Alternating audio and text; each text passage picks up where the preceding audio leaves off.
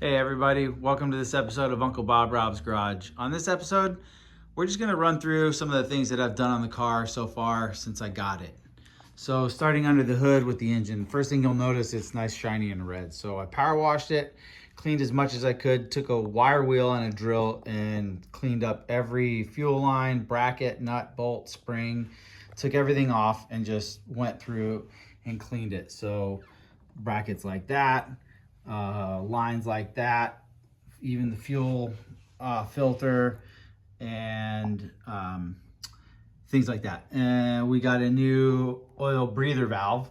We got a new air filter, and then it came with, when my cousins sold it to my sister, it came with an Edelbrock 4-barrel carb. So he already upgraded the carburetor. We just needed to tune it a little bit.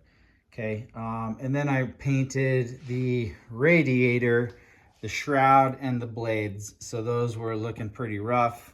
So cleaned that up, painted them as well.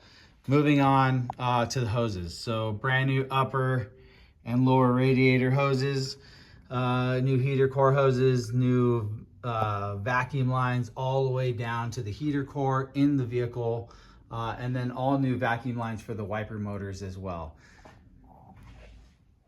Okay, and then we have ignition. So we moved away from the distributor that it came with, the factory distributor. We moved to an MSD distributor and a blaster to coil there.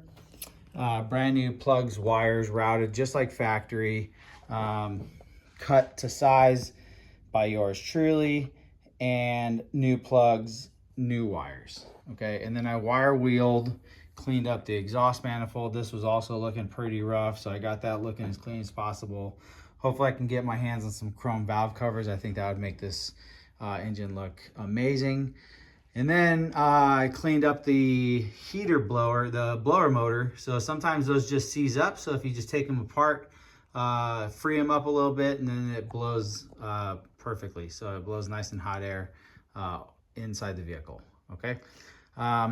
Then moving on, you'll notice here fuel. Okay, so my fuel filter has a rubber line going straight to it with a hard line ran from my new fuel pressure regulator. So I have plugged off my fuel pump. I kept it in place because it's still serving for vacuum, okay, for the intake and for the wiper motor. And then my specific fuel pressure regulator, I have a fuel gauge on there, pressure gauge as well, but my fuel pressure regulator has a return line. So that's what's on the bottom. So you'll see an in, an out, and then my return line. So I ran a return line all the way back to the back of the vehicle, just like the line that's coming in. So I routed it identically, going through the chassis. It's I only had to cut it and use a coupling in one spot, which is right underneath the fender. And then I put a new battery in here. I got a new battery shield. I didn't have one before. And then I like to use these little cutoff switches. So when I'm, not driving the car, it's just sitting, I can turn it off. And I keep a tender on it just to keep power.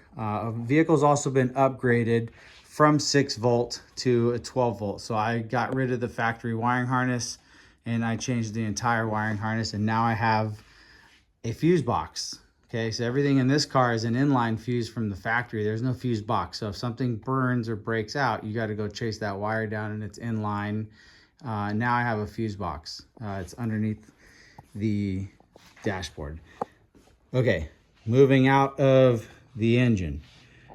Replace the windshield wiper arms, blades. Those are brand new. So those have been replaced.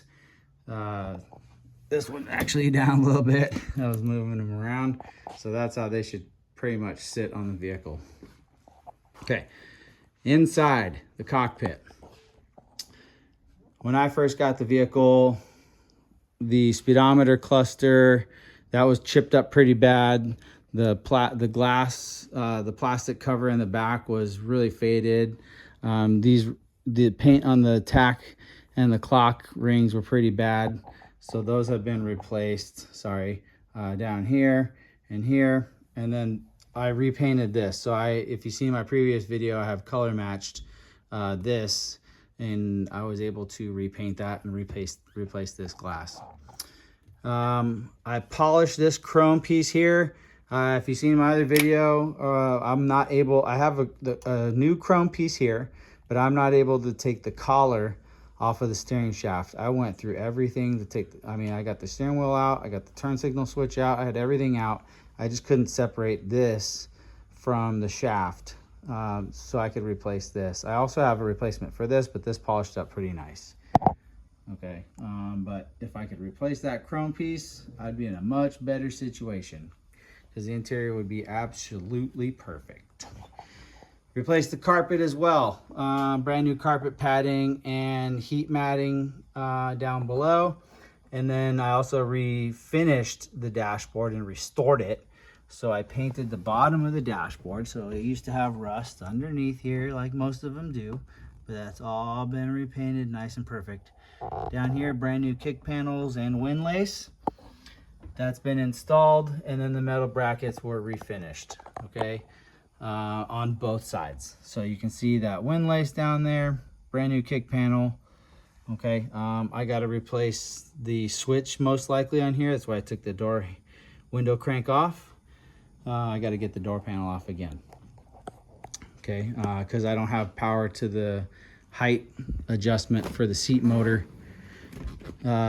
That's back here. So I also restored the cockpit down here, the little compartment where the cover goes, and then I also replaced the panels as well, those side panels and windlace. That's all brand new,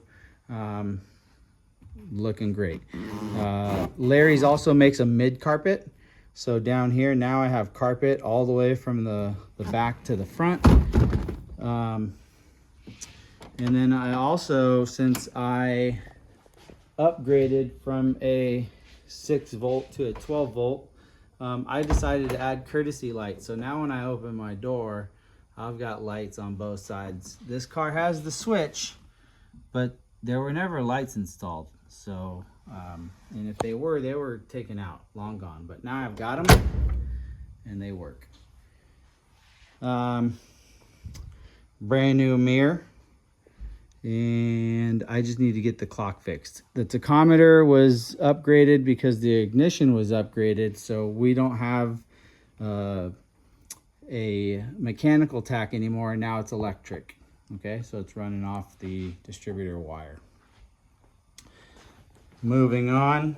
The fuel, and then I also changed the fuel pump. So you're probably wondering, sorry, I forgot to tell you. You know, the fuel pressure regulator, I capped the fuel pump, obviously, because now I have an electric fuel pump in the back near the tank that's pushing fuel to the fuel pressure regulator. I'm regulated at 5.5 pounds, which is right where I want to be for my carburetor.